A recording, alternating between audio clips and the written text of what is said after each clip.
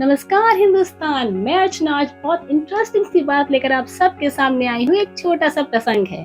संत कबीर की जिंदगी में एक छोटी सी बात हुई थी। आप सबको सुन के बहुत अच्छा लगेगा और शायद आपके ज्ञान चक्षु खुल जाएंगे। वाराणसी की एक तंग गली में एक कर्मकांडी ब्राह्मण हुआ करते थे। बहुत बीमार रह रहे थे। अपनी बीमारी की अवस्था में अपनी शैया पर पड़े कराह रहे थे, यानी कि बहुत तड़प रहे थे।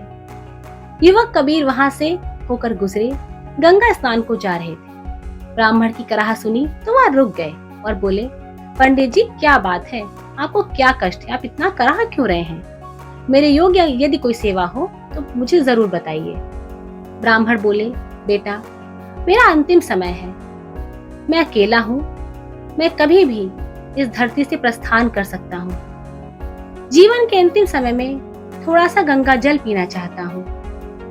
स्नान को जा रहे हो ना, मेरे लिए थोड़े से गंगा जल की व्यवस्था कर दो। ब्राह्मण ने कराहते हुए कहा। कबीर यह सुनकर जल्दी जल्दी गंगा जी पहुंचे।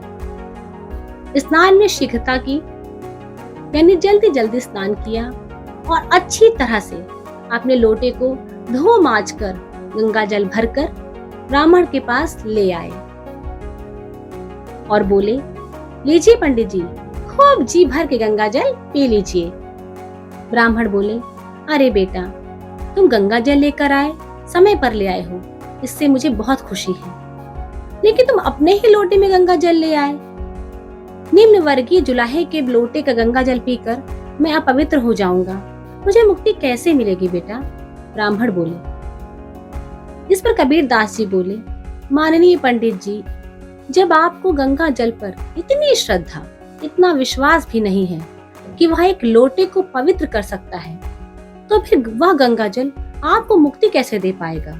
यह सुनकर ब्राह्मण बोले, बेटे कबीर, तुमने यह कहकर मेरे ज्ञान चक्षु खोल दिए हैं, ला अपने हाथ से गंगा जल पिला दे।